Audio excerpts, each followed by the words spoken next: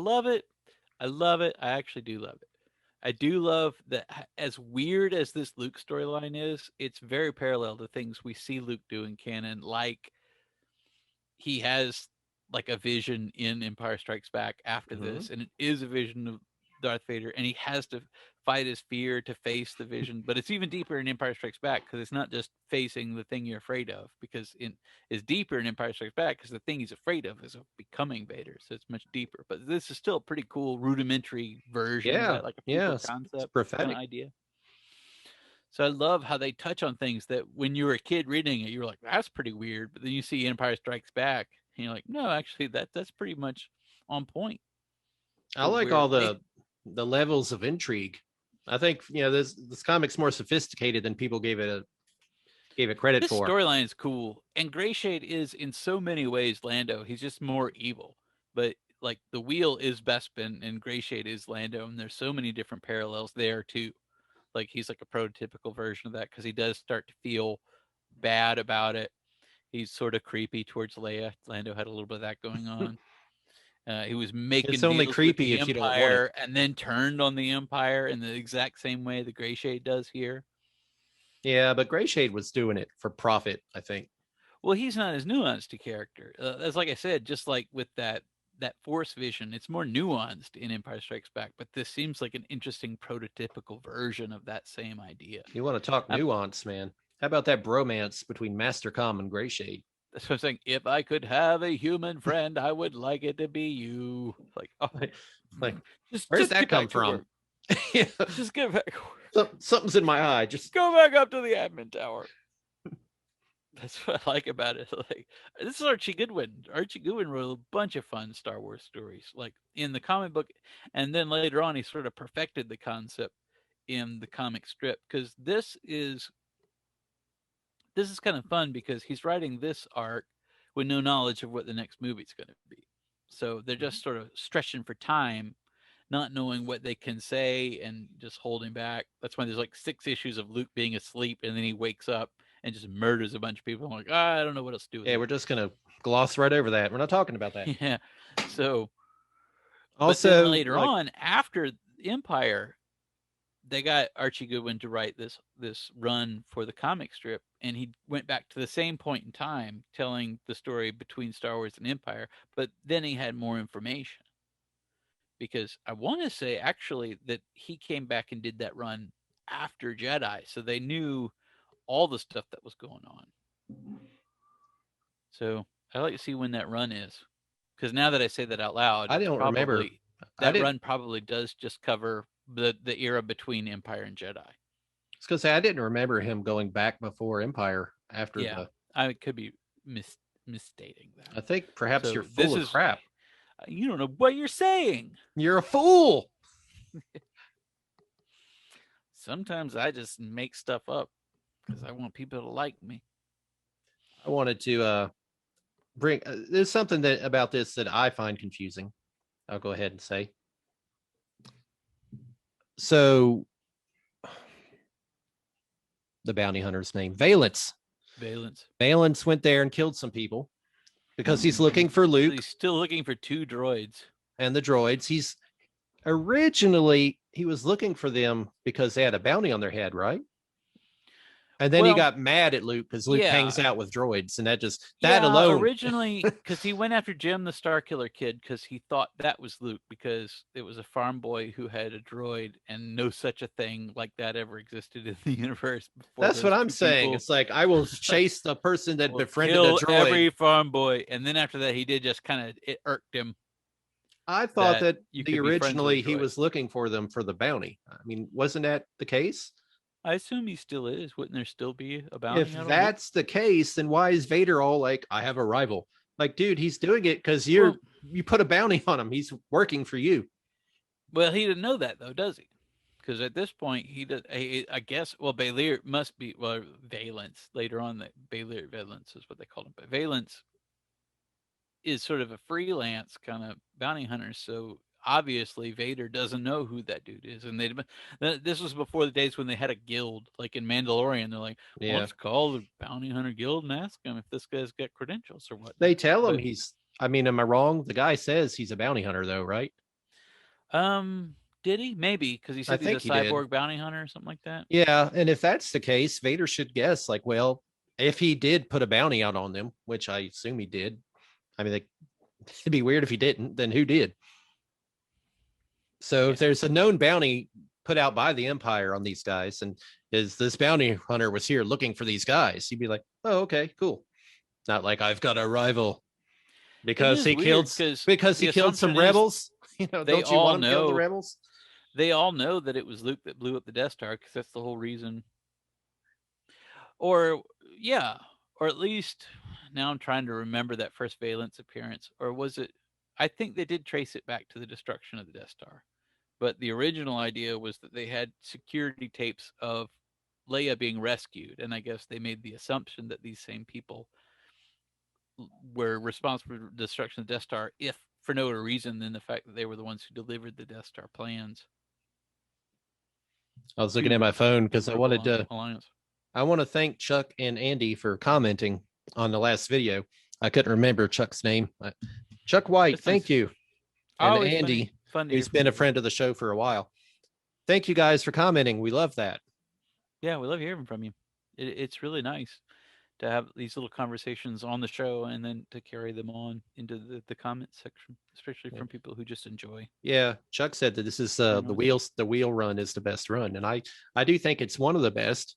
I was put it the Yeah, comment I put on there is like later on we'll get this run where there's some intrigue with a girlfriend of Luke's. I don't want to spoil it because we'll get to it eventually, but but if it's a girlfriend of Luke's, it goes sour.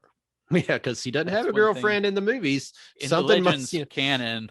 This, yeah, the Legends canon supports why he's such a confirmed bachelor in the movies because anything straight up hermit. outside, it goes way wrong. It goes from lost loves to incest. Nothing good there. I But think this is probably the best one in the Archie Goodwin era oh, of the maybe. comic. But I liked that one a lot. I remember from when I read it when I was younger. So I'm excited to getting to that one. So there's good stuff coming ahead. I feel it's kind of sad. It's like here we are in issue 20. That's the best run. We got 80 more to go. Well, no, you know, honestly speaking, like I said this in the comments to him, like I think, and this is probably just from when I was collecting, it holds a special place in my heart. But in the days after Empire Strikes Back, when Mary Jo Duffy took over writing it, there were some great stories, and a lot of it had to do with the fact that Han was gone, so they sort of elevated Lando to the Han role, and Lando became one of the main characters. Like when after Empire, you see him, he's teamed up with the rebels, and he's wearing Han's clothes like a weirdo, and you think, well, yeah, it's he's one of the just good guys now for that's sure. just the fashion. That's smuggler But fashion. don't go through my stuff just because I'm gone. It's He's like, just I because had I'm a driving my vest. ship. Every guy wears Like a vest. Look at you these got rid of rebel my cape guys. room. Look at the dudes My in Leia's ship at the beginning of Star Wars. They got vests. You Vests are didn't the have where to it's at. throw out all my capes, so I'm Yeah. wearing your vest. So, but it wasn't a done deal and everything else. But in those comics, he was running around Luke having adventures and being the Han Solo type, and I just fell in love with Lando in that era. Yeah, I think that's great. It's sad to me that it seems like now they're a lot less. They're a lot more reluctant to tell stories of that particular era because they don't want to explore a time where there's no Han Solo. But you're doing a disservice to Lando, who kind of gets a raw deal in most of the Legend They're stuff doing that anyway. in the current series, though. Like I actually Finally, read yeah, the new series the one takes that came place. out last year, I guess. The new series that Yeah, started last year. Yeah, they're Hans and Carbonite there. And so Lando's pretty prominent in that. which The is ones sad I've because read. I haven't been reading the new series because I read like 89 issues of the old one. I was like, God damn, how many issues can you have in the time between Star Wars and Empire? But it was like nearly 100 issues in that first, like coming out twice a month. You're killing me, Marvel. I can't keep up with this. I've read like the first 12 of them, I think, online. And I mean the story's not bad. It I didn't enjoyed them. didn't grab, but the art on these new ones I think is really pretty neat. The ships and stuff look amazing. The coloring, like sometimes digital coloring does not work for me. Most times it doesn't work for me, but sometimes it's amazing. So I'd read them. I should look for trades or something because yeah, I've gotten to the get point where I cannot keep up with. Pick up the. I think there's with a trade of the monthlies. first like 6 issues or something. Oh, I'm Pick it sure up. that they're in it. They know. Figure it out. Figure it out. Get your finger out of your ass. Figure it out. Well, that was issue 21, everybody. We enjoyed it.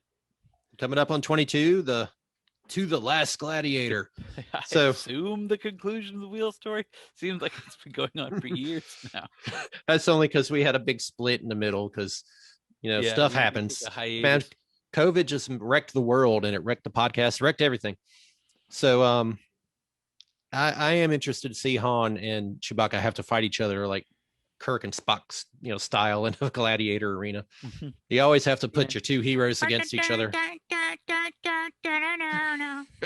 Where, gonna it's like, I'm where gonna he have has to. that weird, where it's like for some reason, it's just the base of a meter, like of a coin meter on this side, and on this side, it's a weird guillotine. Like, what the? Who designed this? It's a weird weapon. Very weighted on this end, not weighted at all on this end. I'm gonna have to download that music and use it in the gladiator fight because that just that's just so get the cool. scene from Cable Guy where he's coming out because in Cable Guy he's coming out and doing that like doing it himself. It's like very funny. Get on the horse. I don't think he's kidding. All right, guys. Give us the spiel. Hit the subscribe button. Hit the like button. Subscribe to the Marvel Age Star Wars channel, which you are currently watching right now. And check out TV Ate My Dinner. Episodes are now running on this channel, so check that show out. It's part of the channel content now as well. You can follow us, that is TV Ate My Dinner, on Facebook and Twitter. So feel free to do that. Check us out.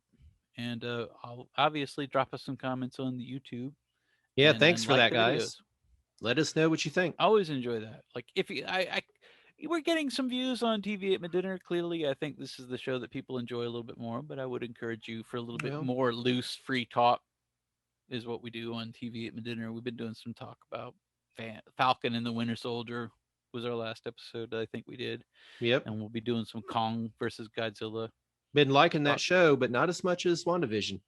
How do you weigh them against each other? They're so different. They are so different. Was a lot more inventive, but I am a big fan. Like we talked about this before, but I'm a big fan of the Captain America mythos and its side characters, and I love to see them come through. I love Falcon, so I'm enjoying that show. It just doesn't seem to have a lot of depth to it so far.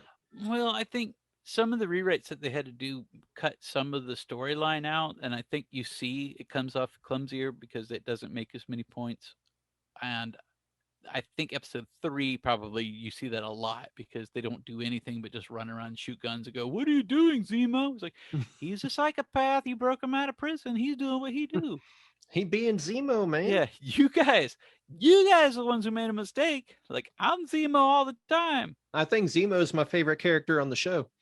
I love Daniel Bruhl. I just don't like that dynamic. I like the fur coat. It kind of looks like his costume. Yeah, it's like reminiscent of the costume, but not stupid looking. Whereas he wasn't anything like the Zemo from the comics in Civil War. They're really working to make him that character in this one. So it's fun if you want to see that. It's a fun show. I really enjoying the show.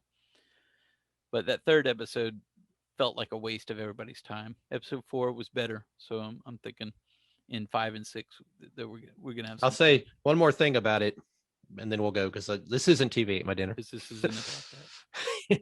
But I really don't like. I feel so awkward when they try to have these buddy comedy moments between each other. They're like, "Oh, so now you're doing that? Yeah, I'm doing that. Okay, so now you're doing that." It's so awkward to me. If it fits the tone of the episode, it didn't work in episode 3 because we're going around, we're in Madripoor and everyone's evil and everyone's saying dark shit to each other, and like we have a psychopath that we broke out of prison. Now's not the time for your little banter. This is a very serious situation. It just feels forced and unnatural every time they do it, to me. I think they have a good chemistry otherwise, but I think when they're talking about serious stuff and being actiony together, they're great. But I think the jokey some of the ribbing that they have in their episode 2, I think their dynamic was really good, and they're kind of poking fun at each other, and it's fun. And I think Anthony Mackie is so charming. It really comes off natural from him because he's just so funny, and we don't get to see that as much in the movies. And to me, this is his show. I want to see him shine. I love the Winter Soldier. I love Sebastian Stan, but this to me is mostly the Falcon. You may have wanted Tim Meadows. That's all I think. But you got the Falcon. Another thing. One more Old thing. I keep school lying to robot chicken. myself. I was bothered that the Wakanda bodyguards, whatever they were so The easily Dora able to Milaje. beat the Winter Soldier. I understand them beating up the new Captain America. I can understand them beating up Falcon, but I was thinking while they're fighting the Winter Soldier, it's like, first of all, he's a super soldier, granted. Secondly, he's got like 70 years of experience in assassinating and Well, fighting not people. straight. He'd be older if he was sleeping I most thought, of that yeah, but time. they age slowly, right? Maybe, but I get the impression that they brought him out for a mission and put him back to sleep. He's not Yeah, yeah. 106 years strong at this But I'm point. just saying he's got tons of combat experience compared to the others. Well, he's also not that motivated to fight them either. Like, Yeah, so yeah. He he's didn't not seem to be doing anything putting his cooler full than heart into it. Falcon was. You know what I mean? I just think that I don't know. I think he pulls punches as a rule because he doesn't want to become the Winter Soldier anymore. So I'll give a Okay. pass on that as All right. well. I'll allow Because it. when he lets loose in that bar, he's just wrecking people, and they're like, "Whoa, whoa, okay, dude, Yeah. That was, sun's see, getting I real thought that low, was big guy." cool. I thought that was Like, awesome. ooh, I kind of, he's like, are you ready, Winter Soldier? And I was like, holy crap, and the like, Winter Soldier. wee.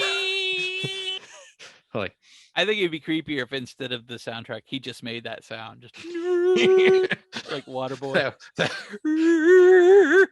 this is the kind of banter you'll hear on TV Ate My This is Dinner. a little preview If of you don't love the this, genius.